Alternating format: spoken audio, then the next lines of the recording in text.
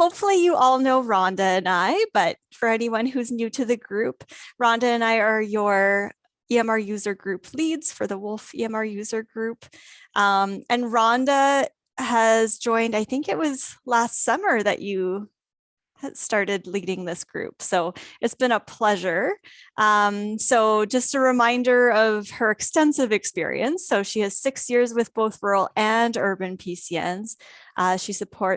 She supported the Patient's Medical Home initiatives. She also has background in emergency medicine and has done Northern medicine for over 20 years now. And then a fun fact about her, she grew up in Alaska. So thanks for being an awesome co-lead. Thank you so much, Sarah Joy. And many of you know Sarah Joy, and you've had the chance to talk with her on many different initiatives. She was part of rural and urban PCNs for over 4 years before transitioning to the AMA in 2018. And she's been working in patient medical home initiatives since that time. And, you know, in her spare time, which I have no idea how she does it, she's just completing her MBA right now. So always learning from her. Really great to work with you, Sarah Joy. Thank you. Oh, thank you. Yeah, right back at you.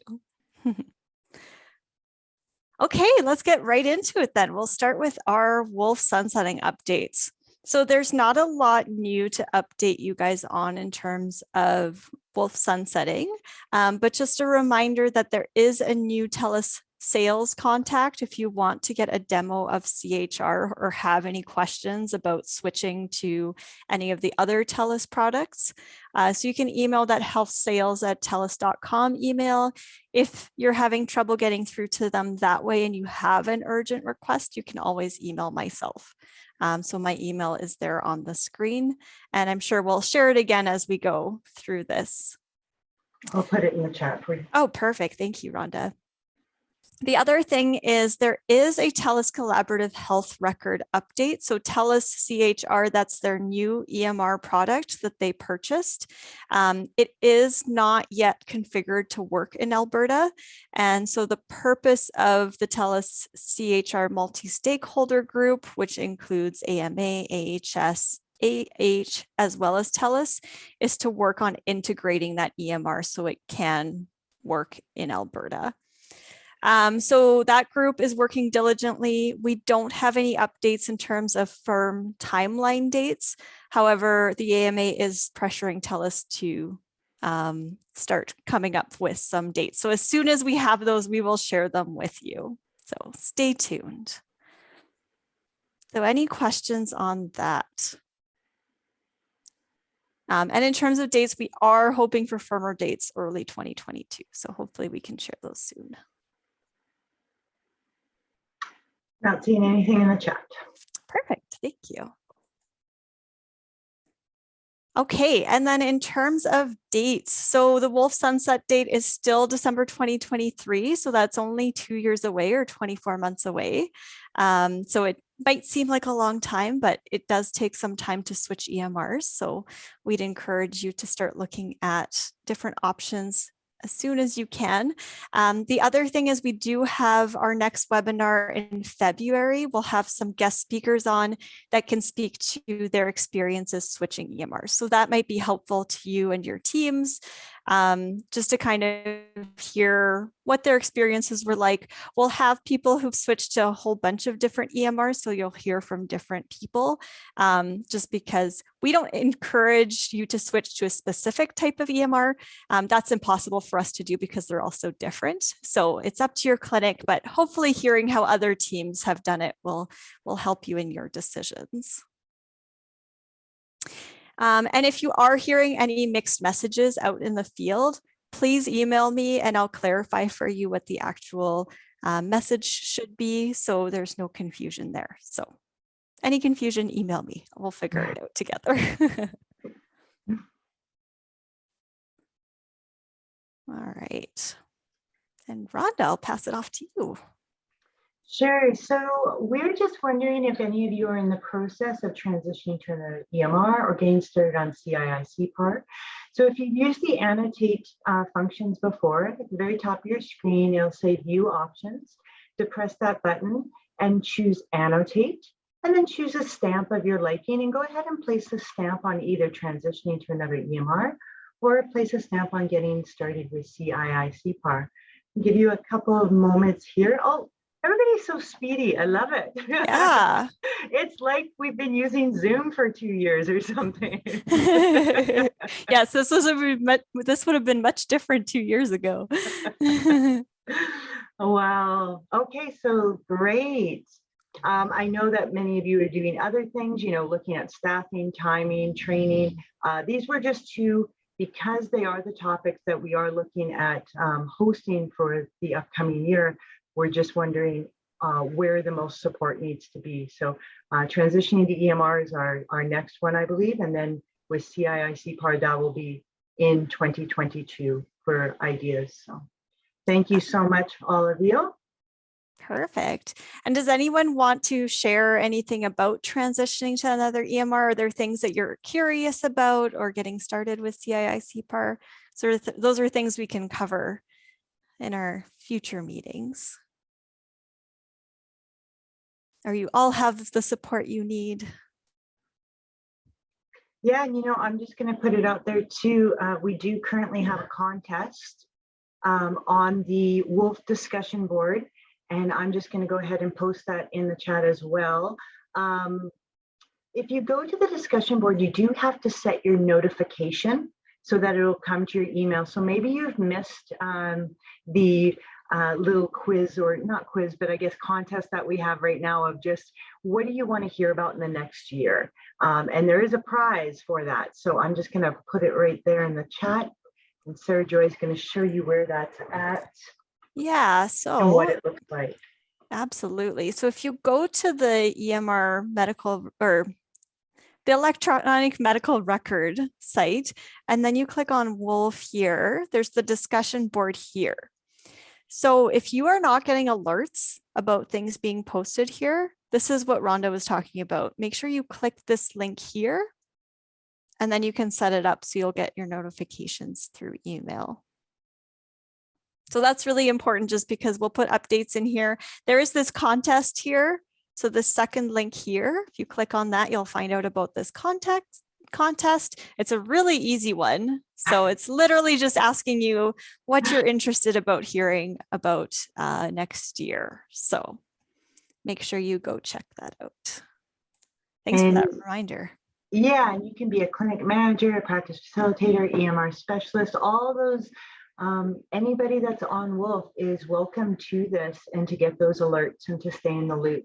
So thank you, Sarah Joy. Yeah, no problem. Thanks, Rhonda. Okay, so CII-CPAR updates.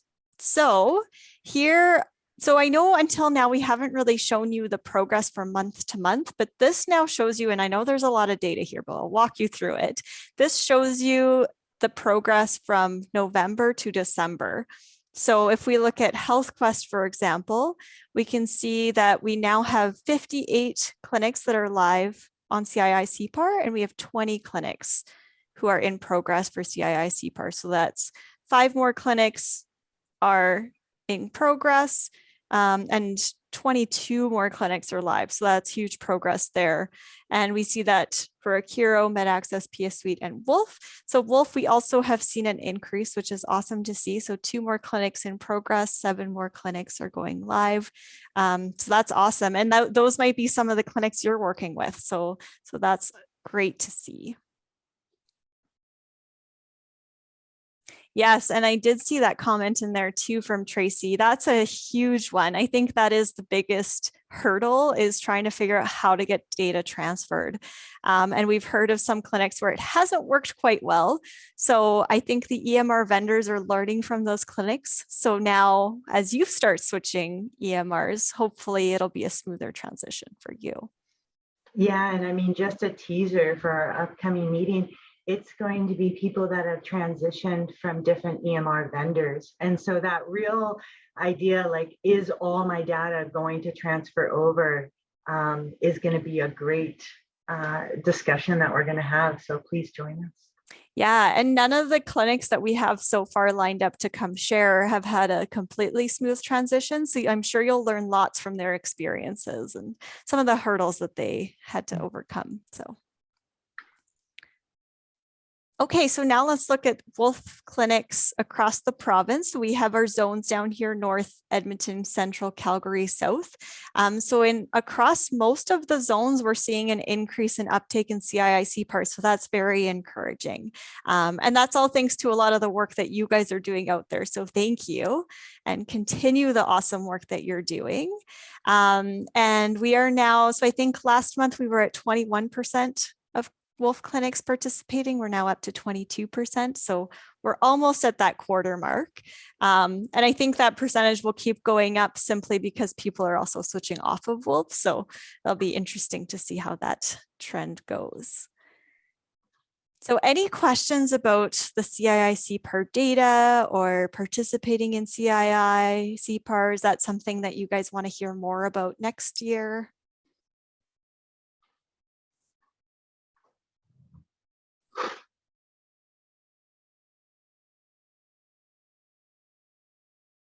Yeah, and Tracy, I think I heard about that clinic as well. Yeah, I think there were some issues with the data verified information not transitioning properly.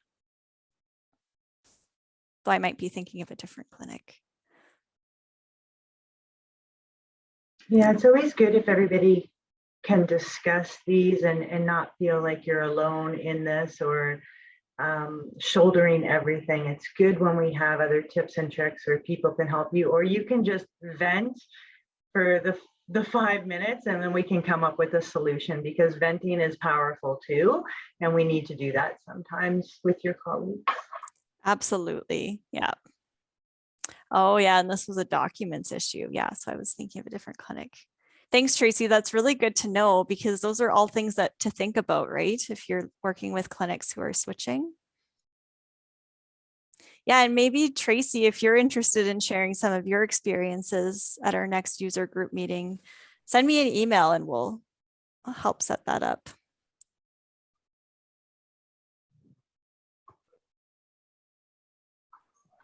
Yeah, and you're right. So that other clinic that switched from Wolf to Accuro, they were already on CII-CPAR. So that's where some of the data transfer issues happened. So something to be aware if you're already on CII-CPAR. So Jen is wondering what needs to be done when a doctor is leaving their panel that is on CII-CPAR. So the doctor is leaving the province or the clinic, I'm assuming. Hi, Sarah. I think it's just easy if I just absolutely yes. Sounds good. Mute. So they're staying in their province, but they're leaving the clinic. Yeah, so they're not transferring their panel with them. Correct. Okay. Yeah. So that is are all the other physicians on CII-CPAR in the clinic? Yes, they are. Yeah. So I would assume that what will happen is the people on that physician's panel will just get transferred to other physicians in the clinic and they'll become part of their CII-CPAR panel. Is there any paperwork on my part that I'll need to fill out? No, not at all. So because those physicians are you've done the paperwork to sign them up for CII-CPAR, it's literally just adding patients to their panel. So perfect. Your work is done. Yeah. Awesome. Thank you. Yeah, no problem. Great question. Yeah, it's CII-CPAR is complex. I've never had that question before. So there's definitely all sorts of scenarios that are going to come up. So ask away. Joy, what if the situation was that the other physicians weren't going to take those patients on and you wanted to just give them more of a walk-in status? So you want to actually remove them from the attachment to the physician in CPAR. Is that possible? Yeah, absolutely. And sorry, Jen, I misspoke. There might be some paperwork to get that physician off of CII-CPAR if they're not continuing on in the other clinic. So I apologize. I did misspeak there. Yeah. So that might be something to do. And so yes, Vanessa, that will probably be the work that needs to be done, is that piece of getting that physician off of CII-CPAR. And then those patients will just not be paneled to a physician participating in CII-CPAR. Hopefully that makes sense.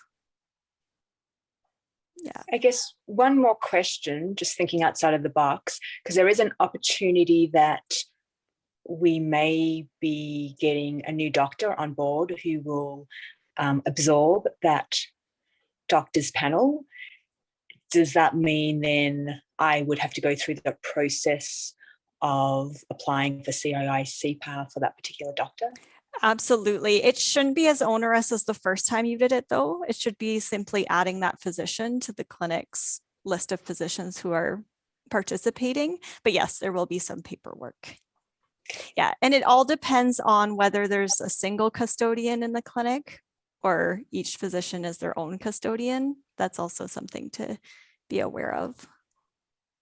Are you able, there's one custodian for the clinic. Are you able just kind of to elaborate on that a little bit further, because I'm kind of lost? Absolutely. So there's different, and Rhonda, I don't know if you can speak to the specific paperwork involved, but I know that there's a different application process if there's one custodian versus several. So I believe, and if anyone wants to correct me, please jump in, but I believe if there's more than one custodian, each custodian needs to apply separately. If there's one, you only need to send one form in with that lists all of the other physicians under that custodian.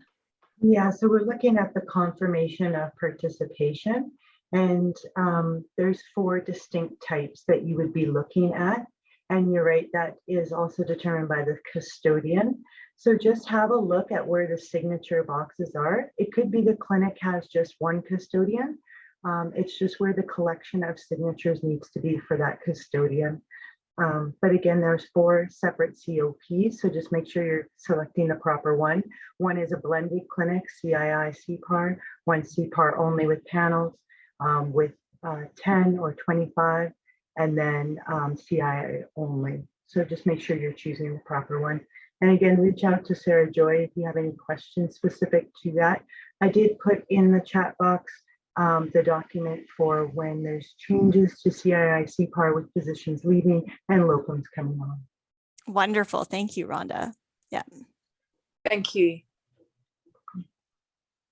Yeah, hopefully that all makes sense. But if you're still confused, reach out to me and I can get you in touch with one of our CII-CPAR project members. Thank you, will do. Yeah. Thanks, Sarah. Absolutely, no problem. Yeah, those are great questions. It is a complex project, so any questions are good because I'm sure they'll help others. Okay, so keep the questions coming if you have more, but I'll go on to our next section. So is anyone on the call? Does anyone have physicians or specialists who are signed up to have their consult letters flow to Netcare in Wolf?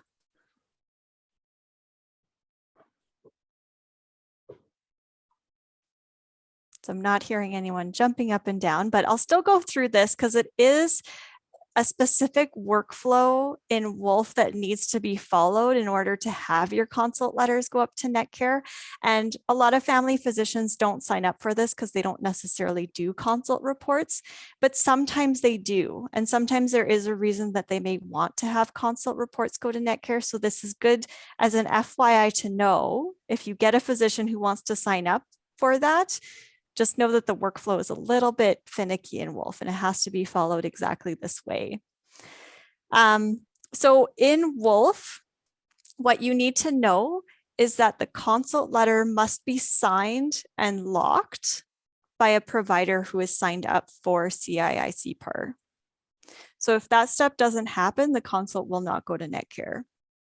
So I know that's caused some issues for a lot of clinics because in their workflow, they'll have someone else like an MOA or a nurse or another staff member close their consult letters. And that's the way they've always done it. But they've had to change their workflow to have the provider actually sign and lock the consult report.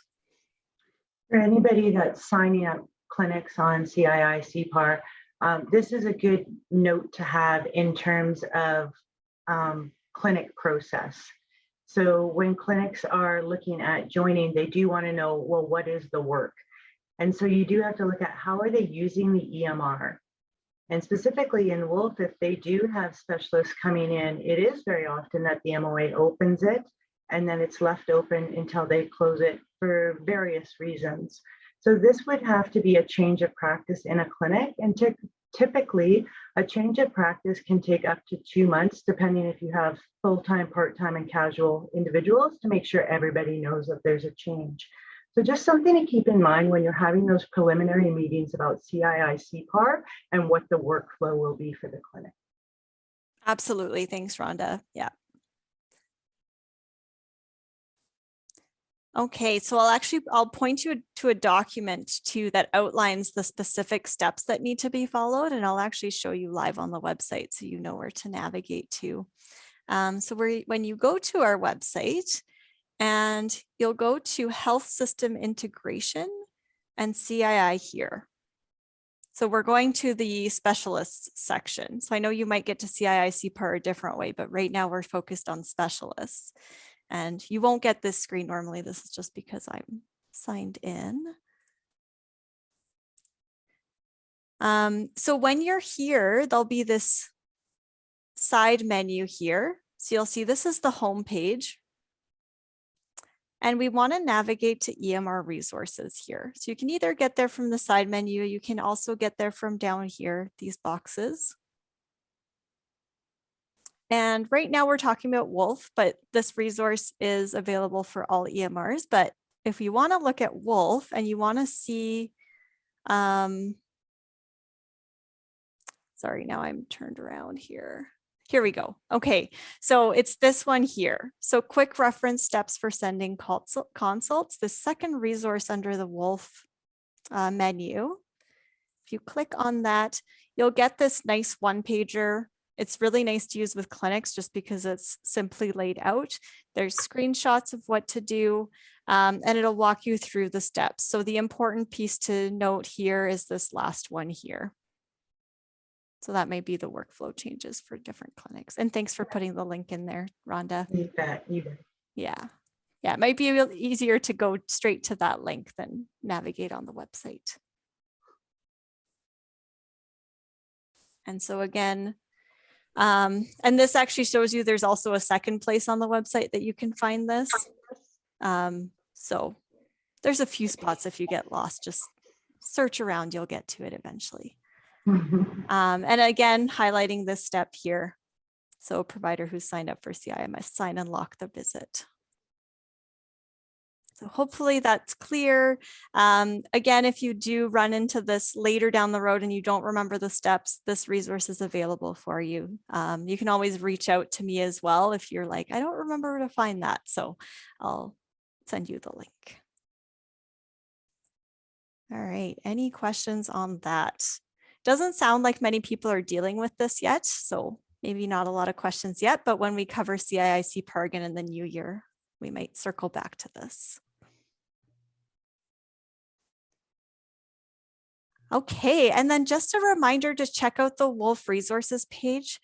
So earlier I showed you how to navigate to the discussion board by clicking Wolf here. If you click Wolf resources right below it, you'll get to all of the previous videos we've had since September 16th of 2020. And so I encourage you to look back at our paneling, preventative care screening during challenging times webinars here. And look at these resources linked there as well. There's also an area for tips for choosing an EMR. So make sure you look at those, get familiar with them before our next meeting, and then be ready to ask any questions from our guest speakers. And Rosie, what do consult notes look like? So here, I had a screenshot up here, I think. So this is an example of what a consult letter looks like.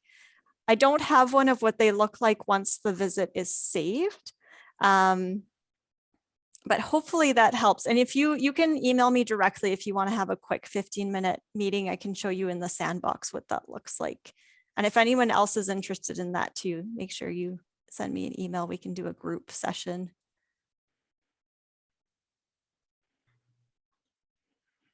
Oh, what the final results is in neck here. You know what? We'll do that at the end here. We'll finish off. Hopefully you have a little bit of time at the end of the meeting. I'll show you exactly what that looks like. Yeah, great question, Rosie. Thank you. Okay, and then again, so we have that contest on, so go check out the Wolf discussion board to find out more details, and make sure you send us in our topics. I'm not sure when we're gonna close it. We've extended it a little bit, but we'll say at least till the end of December, and then we'll see from there. So Yeah, I think that's great. I'll update that and just extend it to the end of December. beautiful. Thanks, Rhonda. Yeah. Okay, any questions? And again, you can always email me. You can always post on the discussion board if you have questions later on. I am going to just put the Wolf guide in there for CII-CPAR. Wonderful. Just so everybody has that as well. That's a great idea. Thank you. Okay, and then our next webinar. So we have 4 webinars upcoming that are already booked. If you don't have these in your calendar, if you haven't gotten an invite, make sure that you email networks@albertadoctors.org. And I think, Rhonda, it looks like you're putting that in the chat. So thank you so much. And they'll make sure that you get those invites. So our next one is February 9th. We'll be talking about tips for switching EMR. So again, we'll have our guest speakers on there. So we'll hopefully have a good representation of different EMRs. And then we'll do a quick updates meeting. Whoops, getting click happy here. And then we'll have another longer meeting. We'll determine the topic based on all the ideas that you send us for that contest. And then in May, we'll have another quick update, and then we'll see where we go for the summer from there.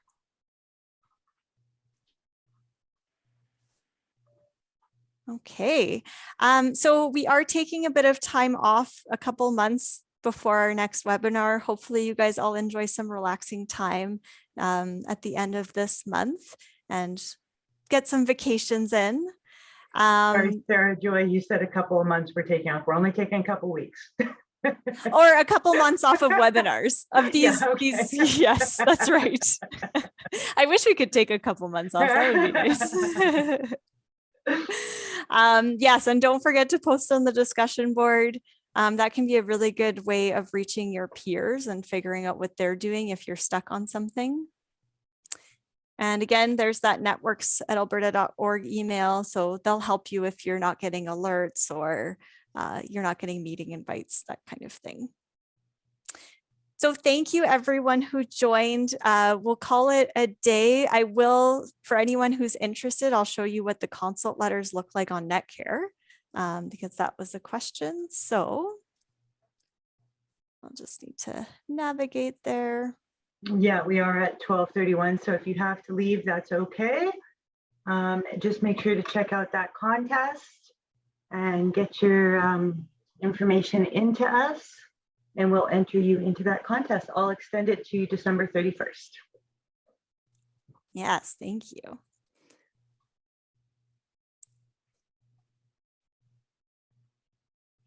Okay, so here we go. So in Netcare, this is the section where they can go to find the consult. So it's under consultations here, and then there'll be a list of all of the, no problem, Jen, thanks for joining. There'll be a list of all the consults that have been uploaded through CII. So then they can click on one or hover over one and they can see all of the details. And when they click on it, it'll look like this. So it'll be a PDF. No problem, Kara.